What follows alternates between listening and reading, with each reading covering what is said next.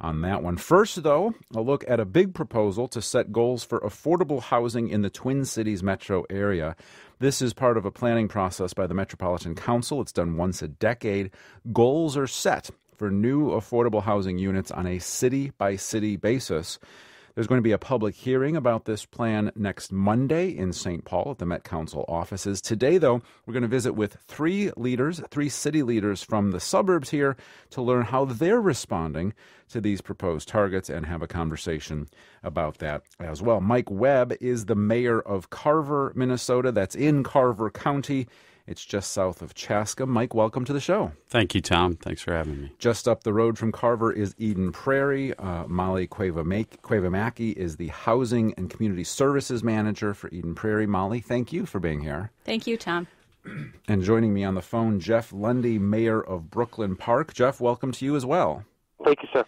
Your city is part of a federal complaint over this matter. We're going to talk about that in a few minutes. First of though, I'd love to hear from you as well.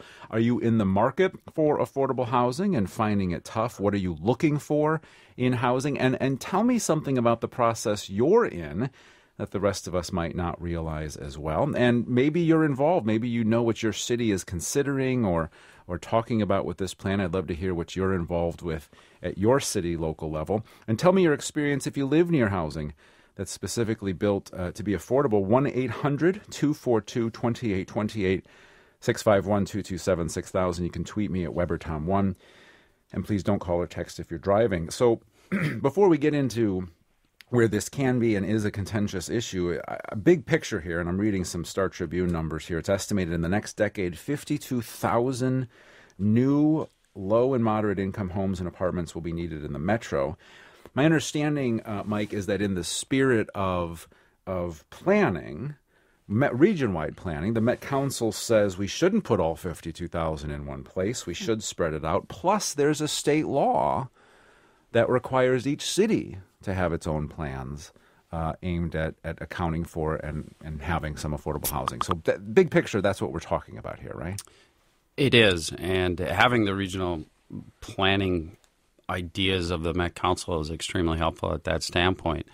What my city council and I and our staff are tasked with is taking the proposals and what the Met Council is looking at in terms of affordable housing, where to put that.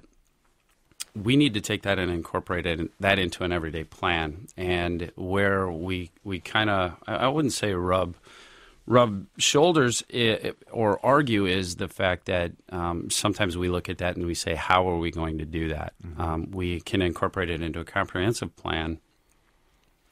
The Met Council approves our comprehensive plan, and really what it boils down to is trying to enact any of those housing plans that we have. And it turns into, yes, I would firmly agree with you, and I think most of our council would agree with you, that we need the affordable housing component in what we're doing. Where we take issue with is that the numbers that are out there, and to plan for those is an expensive deal. And I think Molly will tell you all day long that it is an idea. It's a plan. Mm-hmm. It's nothing set in stone. But for individual cities to take a look at that, we agree with that. But the process is different for the individual city. Molly, what would you add to that? I'd agree with Mike's overall look at that. And I think what we have to do is take a look at what we're doing to preserve what we have in existing affordable housing. And I've seen a little bit of movement towards that end instead of just looking at continuing to add to our housing stock of new affordable housing. I've heard a little bit different coming from the Met Council for the next planning phase from 2020 to 2030, that we will be looking at how we're preserving the existing, perhaps understanding that there is a capacity issue. There is only so much room for growth, especially in communities like ours that are pretty much and so you get out. credit for that, too. Correct. You get credit if you were to renovate some of those older units. Exactly. If you're investing in existing affordable, there's more weight being given now in our credit, if you will, with the Met Council for preserving the existing affordable. And Jeff, staying big picture for a moment before we talk about specifically your complaint that you have in Brooklyn Park, but big picture here, where is this contentious, Jeff? Is the contentiousness, is the controversy when we see it over just the idea of putting affordable housing in a community? Is it that the numbers in these communities ideas are just wrong? Or is this a little bit of a not in my backyard thing, just kind of always happening? No, I think, for each community it's a little different, but I think NIMBYism plays a lot. People, tend to think that crime and affordability are hand in hand, and affordability and poverty, affordability and diversity, people tend to equate all those things together. My city is 63% affordable by design or by market conditions. Mm-hmm. And so my story is a little different than Eden Prairie and Carver in that we are carrying more than our fair share, our burden, mm-hmm. or our opportunity, depends how you look at it, affordable housing. And so we have a different message to Met Council, which is we'd love to get credit for how we upkeep our affordable housing. I fully support that because we have a lot of it. Yeah. And our reward was to get even one of the highest kind of allotments of more affordable housing. Right. And that's the premise of the complaint. You and yep. Brooklyn Center and Richfield are also part of it. And you're essentially saying, look, we already have so much affordable housing. Your plan is exacerbating the problem. You're going to put even higher concentrations of poverty in our communities. Yep. Is that? Yep. I think it should be very bluntly said to everybody listening that Minnesota is not good at working with poverty. The numbers show it, the facts show it. And the reason is when you concentrate poverty, that is, I don't know nobody in the entire planet who thinks that's the way you handle poverty. But yet that's what we've done. And so typically when affordable housing is handed out, cities that have affordable housing are more open to it because we understand what it's really like mm-hmm. versus the unknowns. And so it's a different challenge for different cities. That my two peers, yeah. Different views on it. And that's why we wanted to get a range of views here from across the metro. Molly, also, it also seems, though, and this is just to explain to the audience, it does seem that there are definitions of what qualifies as affordable housing, but that sometimes plays out even differently in different communities. That affordable housing might mean different things to different communities. Is that true? Well, I think it's true. I think people equate affordable housing with Section 8 housing. Sometimes yep. it all gets blended together, and that's not that's not unlikely. True. And we're saying that's wrong. That's an inaccurate right, statement. Right. And yep. the Met Council determines that, for instance, a family of four, and say they have a $64,000 annual income, their affordable home price, Tom, is $217,000. Now, for a family earning $94,000, mm-hmm. Their affordable home price, according to the Met Council, is $325,000. When you take a look at those are very different affordable numbers, and a lot of people listening can say, "Well, that's good news. I now live in affordable housing." So but that's exactly to your point that the term affordable housing does mean. It's very broad, and so that's why it's up to us, individual communities, to make sure people understand that in our planning process. We're talking this morning about, frankly, a very complex process. The cities across the metro here handle this. It's a once-a-decade process from the Met Council, the planning agency, but then it does also fall on the cities as well. And we're talking about it. I'd love to hear from you as well. 1-800-242-2828, 651-227. 6,000.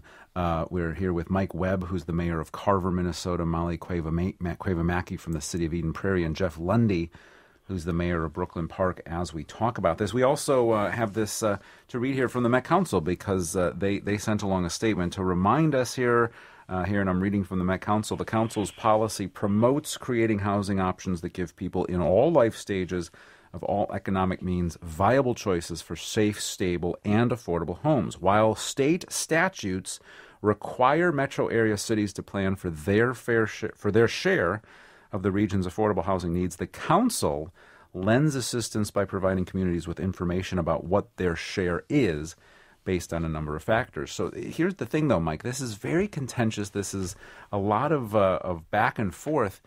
But this isn't, as I understand, a requirement. These are goals from the Met Council. They say, we think this is the number you should shoot for. But if you don't make it, I don't know that there's any penalties. Am I wrong about that? I don't know the answer to that question because we haven't not made it before. Where we're at is for me personally, in our community, it's kind of at 25,000 feet. No, there aren't any specific penalties for hitting. I think our number is 441 between 2020 and 2030. Mm-hmm. That being said, we do need to plan a comprehensive plan. Our comprehensive plan is approved or denied by the Met Council. So in essence, what we look at is the 441, the odds of us being able to attain that economically, space-wise within our community, mm-hmm. Good, bad, or indifferent, that will be,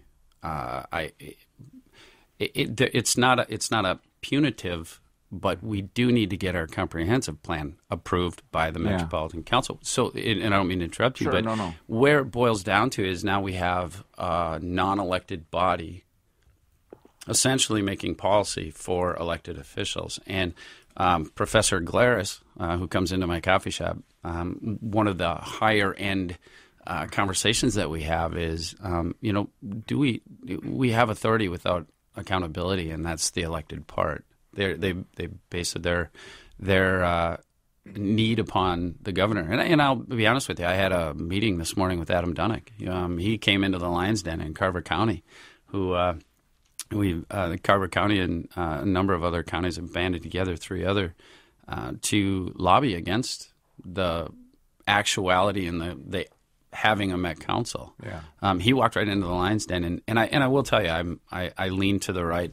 But at the same time, Adam Dunnick is a sharp guy, and I think he has the capabilities to bring this all together. He's the chair of the Met Council you're referring to. Correct. Let me also clarify, and I'll go around to all of you, because this is one of the questions I'm curious about. So you mentioned that right now this plan, as we're talking about it, for your city requires 400 or has this goal of 441 affordable housing units to be built specifically between 2020 and 2030. Correct. So the fact that you have any pending developments in your community, and you do, and one is very controversial, 68 units, that actually has nothing to do, at least number-wise, with this plan that's coming out with this 441. That is correct. But is the beef that you have that you're concerned with how you're going to meet 441? Is the concern that you just think 441 is too large, or is your concern that we just philosophically we shouldn't have to have this number thrown on us? I'm going to add on to that. I think that's a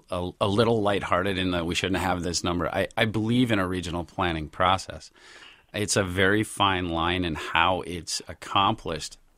Started off as sewer and transportation, and it's kind of morphed into a larger regional planning with the Met Council. And I think ultimately it's, if you're looking at 30,000 feet for my community, and I won't speak for any other community, my community is, why do we have to answer to a regional planning when at the end of the day we know our community better than anyone? So it's not a fear of hitting the 441. We don't really know how we can or can't do it. Essentially, you put a block of land out and say this is going to be affordable housing. Mm-hmm. I mean, you can get around that, but it's the fundamental of it. Yeah. Jeff, here's a question on Twitter from Jessica, who says, during the election, I door knocked in Brooklyn Park for campaign stuff. I heard lots of racism behind the opposition to affordable housing. How does race play a role in this conversation? It plays a large role. I think absolutely. To separate them out. I'm not originally from Minnesota, so the Minnesota nice thing is kind of, for me, a mystery.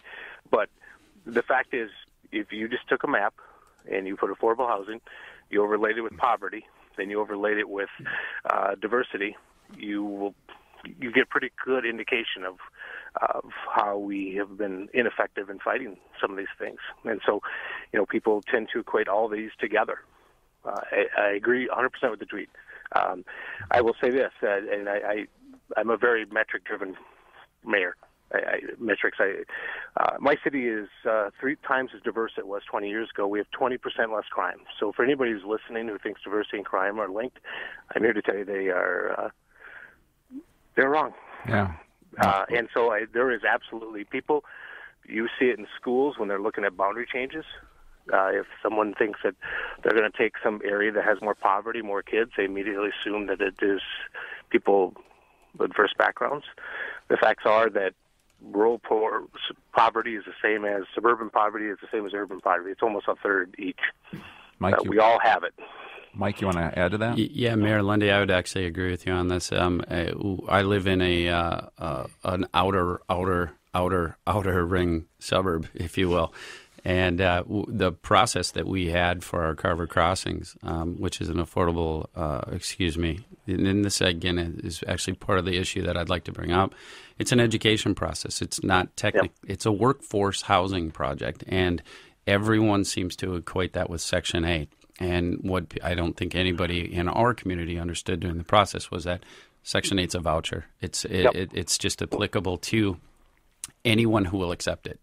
And what the opposition to the Carver crossings consistently brought up was those people. And it is a NIMBY. I just spoke up at UMD about the public input in a NIMBY process. And the educational process of this is that if you look at it, let me back up. It morphed into we're all for workforce housing, just not this big.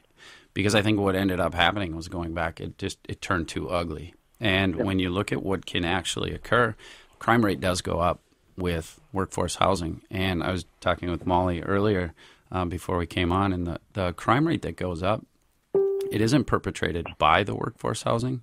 It's perpetrated against the workforce housing, and we have the statistics to prove that. So I think it's really a general overview of what you really want your community to look like. In the middle of your comment, you went from calling it affordable housing to workforce housing. It's such a hard I don't know if there doesn't seem to be a difference between the two, though, is there? There is. Molly? No, there really isn't in the public mind, actually, because right. you can say affordable housing, and some people jump to that means Section 8, which is a completely different program, or you can call it workforce, and that folks will just tell you, and as Mike heard time and time again this past several months, it's just a code for affordable housing, workforce housing. So you were talking specifically about and we don't need to harp on the one thing that is happening in Carver, Minnesota, but this was a development called Carver Crossings in 68 units. It helps you meet the goal you currently have for affordable housing, but this 441 number we mentioned earlier, it doesn't help you meet that. But you go on Facebook, you go online, and I know you have. There are websites dedicated to this specific proposal and the opposition to it. And then there are comments on Facebook like this one from Kevin, who says, "We love the poor and diversity, just not here." Yeah, I can't say anything more than that. There's the names that I've been called, and I you know what, in fairness, I think it's just fear of the unknown, and my campaign was totally run on. I truly believe, and you can call it life cycle housing, you can call it what you want, but I truly believe that you should be able to be born in Carver. I think you should be able to be raised in Carver and die in Carver.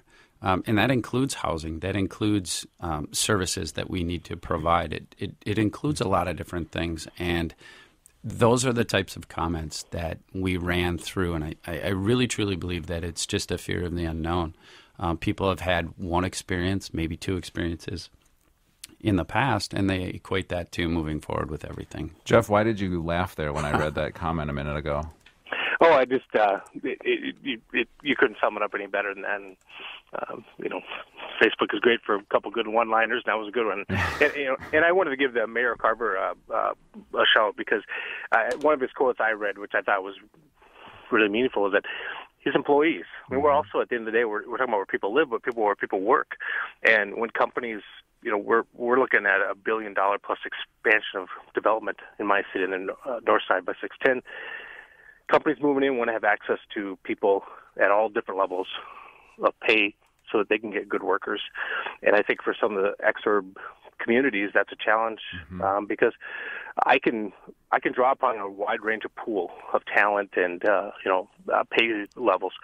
And some of those people, like I think the mayor's coffee shop, those people may not be able to afford to live in Carver or Brooklyn Park or wherever the place would be. And so, some of that is an economic development question that people need to answer in their communities. Do you want the workers? You go in the restaurant, do you write them a note saying, "Great service, I'm sure glad you don't live here," though? Of course you don't. No one says that. And so what people just need to take a step past and say, you know what, we're not. Yeah. And we're talking, Mike, you own a Dunn Brothers in Chaska. You don't own a Dunn Brothers in Carver. It's the neighboring community. Yep. And what Jeff is referring to is that you were quoted in some articles saying that you have employees who work for you there in Chaska who could never live in Carver. I have two employees in particular that grew up in Carver, born and raised in Carver. They work for me, and they can't afford to live in Carver. Although didn't you have one at one point? You let someone sleep on your couch for a little bit, or I actually have someone that rents my basement right now because she has. It's not that she has nowhere else to go, but she wants to stay close, and this is her community. We're talking affordable housing here, specifically this proposal that the Met Council has out. There's a public hearing about this next Monday about it, but we're getting into these larger issues surrounding these goals that the Met Council puts forth. We're talking with three city leaders here about this plan. 1-800-242-2828, 651-227-6000 if you'd like to join the conversation. Julie is on the phone this morning in Eden Prairie. Good morning, Julie. Go right ahead.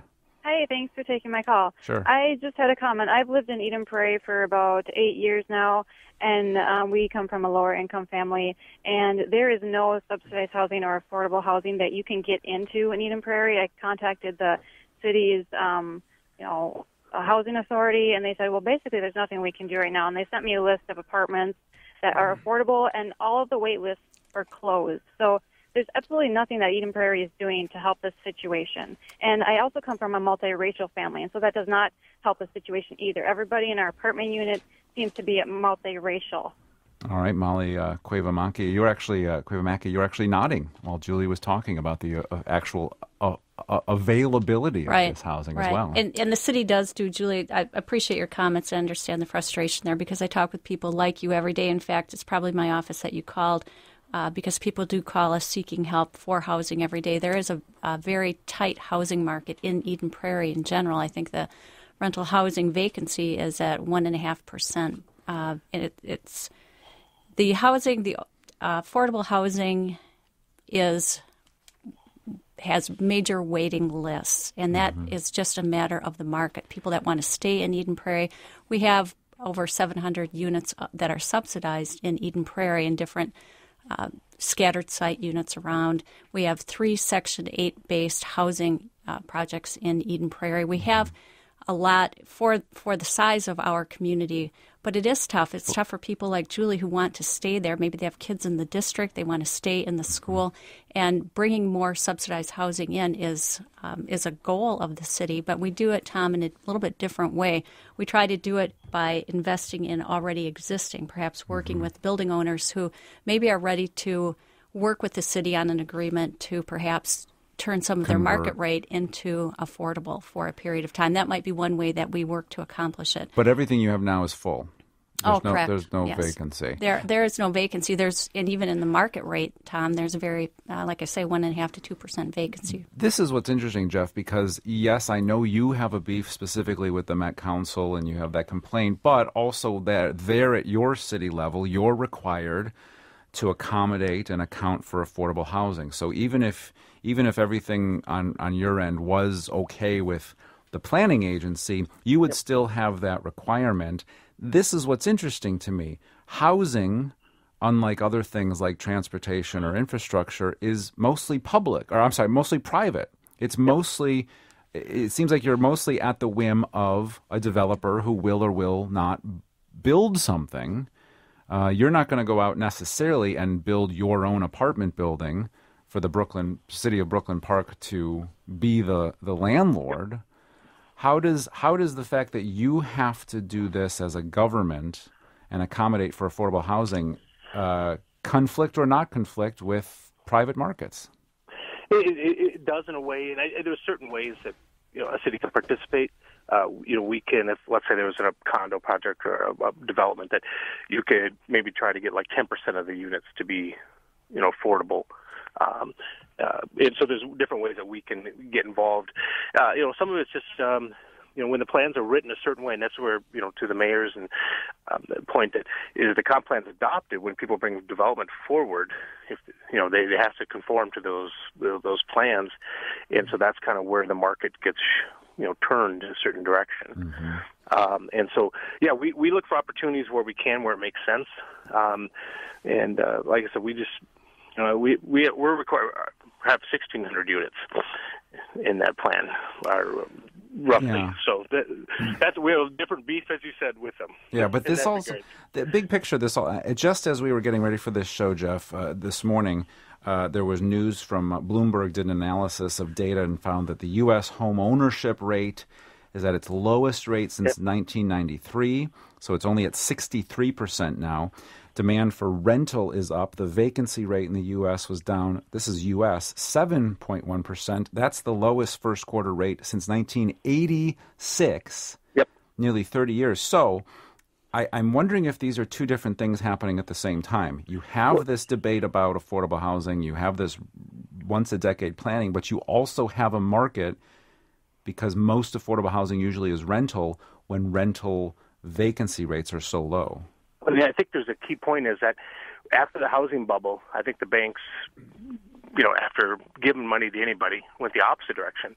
So now it's very difficult for a starting family, 2 teachers, to get a loan. And so their only option often is to rent. And so, in some ways, the banking industry obviously changing how they do business. That's a debate for another show. But anyway, but that has led to this part that people can't get into home ownership. So rental is the only option. It's absolutely. So, and my city, we're about ready to approve a luxury apartment building, which will be the highest rents in the Northwest Metro, right across from the Target North campus and near our $1 billion of economic development. So we're looking at different levels of apartments because we have no luxury high-end apartments, and that's what we're investing in. Molly, you wanted to add something? I think that home ownership piece is so important, and that's one of the ways that we're really making some progress in Eden Prairie is to promote affordable home ownership through Housing Land Trust program, through our first-time home buyer program. It's small. We don't have massive numbers coming in, but we do have steady applicants, Tom, and that's what helps to build and sustain our community is through home ownership, and that's where we're promoting. We're doing as much as we can because, to the mayor's point, it is a market-driven. The rental housing is market-driven. We can provide incentives to get a certain percent set aside, but the lack of buildable space and the cost of the space that is available makes it very difficult for developers to come in with projects. So we are seeing enormous progress, and the word enormous is relative, but we are seeing that in home ownership for low and moderate income folks in Eden Prairie, which is very surprising to a lot of people that they can actually they're actually more able to purchase a home in Eden Prairie than to find a rental, affordable rental. Maybe in Julie in Eden Prairie doesn't have that specific example. So that's the thing. That's the other aspect here is that people will have their own personal experience and they're just at their wits' end about what to do sometimes. So that's another piece to this. We're going to take a break for news here and then continue this conversation. We'd love to hear from you as well at 1-800-242-2828. Again, that public hearing from the Met Council next Monday at the Met Council offices in St. Paul as well as we talk about this proposal here today. Now, a check of the hour's news with Stephen John. Good morning, Stephen. Tom, residents have been sweeping up broken glass and other debris from yesterday's violence in Baltimore. Police with riot shields are blocking some streets today, and National Guard troops have been deployed. At least 15 police officers were hurt, and at least 24 people were arrested in Monday's rioting. The unrest followed the funeral for a black man who died of an unexplained spinal injury a week after his arrest. Rain is bringing fresh misery to an area of Nepal where tens of thousands of people have been living outside since Saturday's earthquake. They've been afraid to return to their homes amid aftershocks from the quake that killed at least 5,000 people. The U.S. Supreme Court has begun hearing oral arguments over the right of gay and lesbian couples to marry. The historic session was interrupted after about 30 minutes by a protester yelling loudly. He was removed by security. Governor Mark Dayton has ordered the DNR to stop the practice of radio collaring moose as As part of a study of the animals, the governor's executive order cites reports that the collaring has caused the deaths of some adult moose and the abandonment of some calves. Proponents of scrapping Minnesota's long-standing ban on Sunday liquor sales have one more shot this year. The House is set to take up a bill this afternoon that makes more limited changes to the ban. It would allow craft brewers to sell growlers of beer on Sundays and let bars sell booze at 8 a.m. Minnesota is one of 12 states that still ban Sunday liquor sales. Skies partly to mostly cloudy for Minnesota today. Scattered showers, highs in the 60s. This is Minnesota Public Radio News.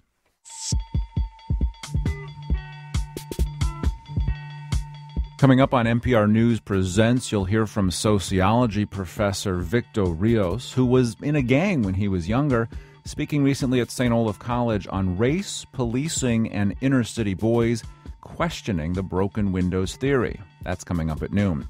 I hope also to see you at two exciting events coming up next Monday, May 4th, the Broadcast Journalist Series at the University of St. Thomas. I'll speak with New York Times reporter Helene Cooper. Just last week, she won a Pulitzer Prize. She was among the team of reporters for their coverage of last fall's Ebola outbreak. Cooper reported from her native Liberia. Tickets for that event, mpr.org/BJS. Then on May 12th, Science Night, a night of dinosaurs with paleontologist Christy Curry Rogers. It's at the Fitzgerald Theater, very family-friendly. Tickets for that at the Fitzgerald Theater website. Programming is supported by Great River Energy, providing reliable electric service to 28 Minnesota member co-ops with a diverse mix of power generation, including power plants and renewable energy. Great River Energy, the power behind your electric cooperative. Continuing our conversation here with Mike Webb, the mayor of Carver, Minnesota, Molly Cueva-Mackey, who's the Housing and Community Services Manager for Eden Prairie, and Jeff Lunde, the mayor of Brooklyn Park. Mike, you were going to add one more thought there here before the newscast. Yeah, I thought it very interesting, Molly's point. I think it's a good one. If you piggyback along the home ownership line of what Eden Prairie is accomplishing at their 70 to 30%, the city of Carver is 98.8% single-family home ownership. And what 98%, 98.8. So 99%. Basically. I don't like. I'm a number guy. You're a number guy. So what you're saying is that any affordable housing you're going to have in Carver, what is probably going to be housing? It right now is housing. It's housing. We have 24 apartment units in the city of Carver. 24 apartment units in the whole city. Correct. And what we're looking at with the Carver Crossings is adding 68. But talking about politics in my coffee shop, Professor Glaris comes up with another beauty, and that's two mentions of Professor Glaris. Mm-hmm. What about coming up with a social program instead of applying a Section 8 voucher, whatever it may be? And we have 68 units of Carver Crossings. Why not try to turn that into a condominium type situation where now you have potential ownership or working towards ownership of that specific condominium instead of making an apartment and a long-term lease? I think you encourage ownership and you encourage belief in the community and joining the community. Let's take a call actually from Carver. Crystal's on the line here. Good morning, Crystal. Go right ahead. Hi. I had a question about how you balance the growing needs of a small community with when you're trying to bring workforce housing to the community. Because I know one of the problems in Carver, one of the objections raised was the lack of a full-time police force and the location itself. It's by a bus stop, but it's not really by anything else. There's no grocery stores or anything else within walking distance other than a Fleet Farm. So I guess that's my big question. Crystal, thanks so much. Mike, we're talking specifically about that project, but this is an important point for, frankly, all suburbs and communities that aren't built out, is as you develop and plan, how is accessibility played into that as well? That's actually a very large question. The first part of that I'd like to answer is that, let me just be clear, we did not go out in search of workforce housing. It was a proposal that was brought to us by Ron Clark in conjunction with the Carver County CDA. Carver County CDA owns land. They sell the land to Ron Clark with the idea to do a workforce housing project. That is brought to us.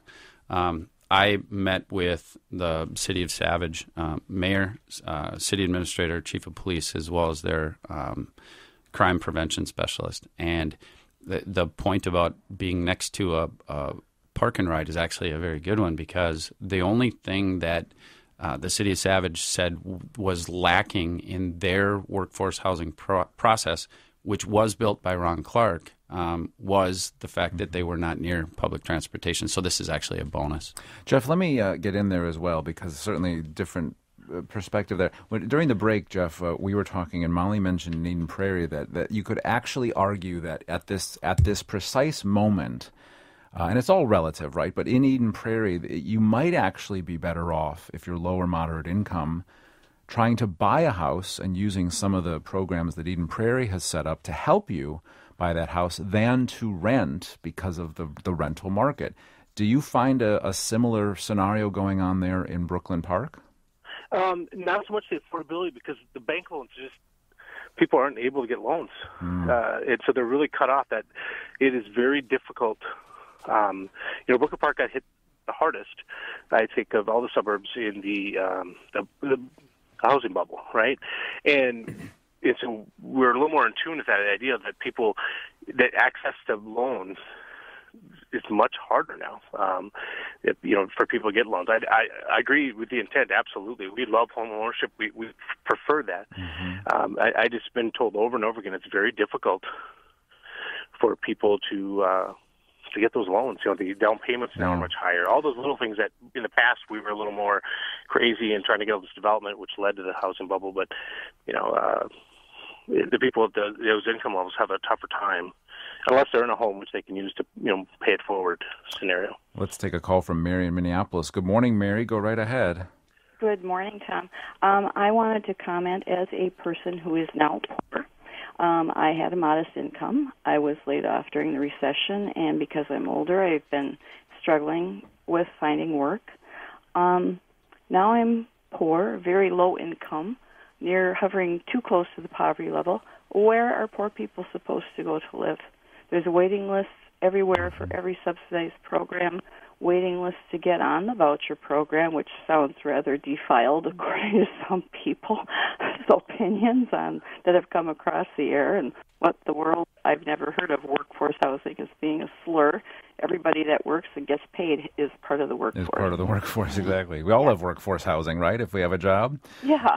Mary, it's a good point, Molly, because we were talking earlier about how housing is so much market-driven, but I'm hearing so much demand. I'm hearing so much demand. I can't understand in some regards why any city on this list by the Met Council wouldn't bat an eye at these numbers, because it seems like there's so much demand. You could put this stuff up tomorrow and it'd be 100% capacity. Why isn't that happening?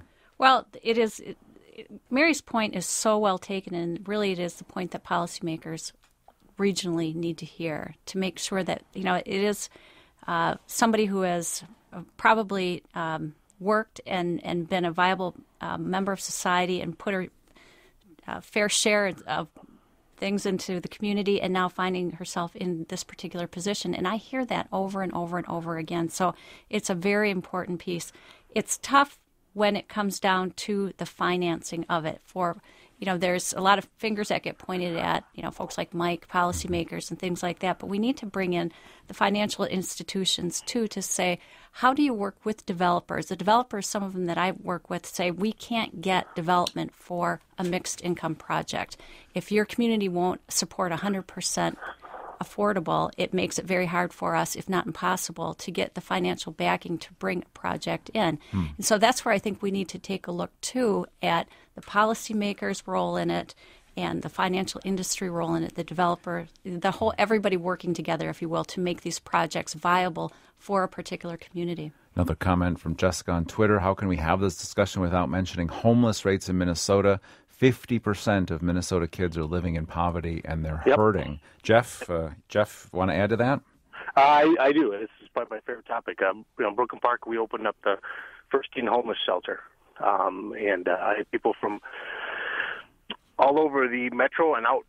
Somebody from Zimmerman looking a kid.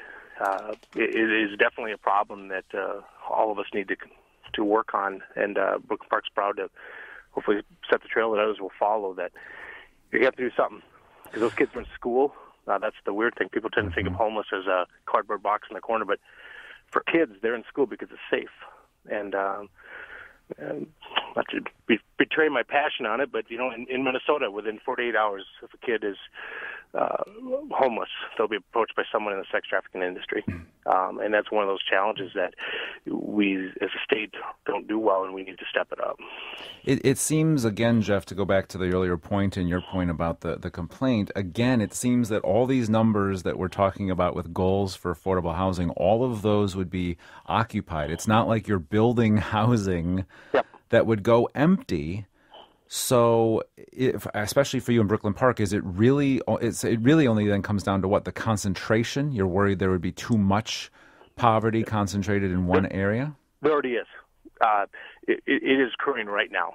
We have schools that are 90+% free or reduced lunch. That's your best indicator of poverty, if you want to look at that. Mm-hmm. It is absolutely a fact that poverty is concentrated, which is absolutely the worst way. So whether you're a taxpayer in Carver, Eden Prairie, Brooklyn Park, we all pay for the negative outcomes of poverty, which is more poverty. People get entering the judicial system, the justice system, kids not, making it, become, the negative outcomes of poverty. But it is absolutely concentrated. You can the maps I've seen it's glaring. So at the end of the day, at the end of the day, you can tell where the whiteness starts. If I may be blunt, I typically try to be, and that's just the way it is. People got to step it up. Final point here, Mike? Yeah, my final point is I actually agree with everything that Mayor Lunde has said. My only concern with it is who pays for it. With affordable housing and workforce housing, call it what you may or may not. The reality is that there's public dollars that go towards it, whether it's state, federal. Each community is also required to put up X amount of dollars, and at the end of the day, who pays for it? And that's a big deal where we're from. So, Mike Webb is the mayor of Carver, Minnesota, in Carver County. Thanks so much for your time here. Thank you, Tom.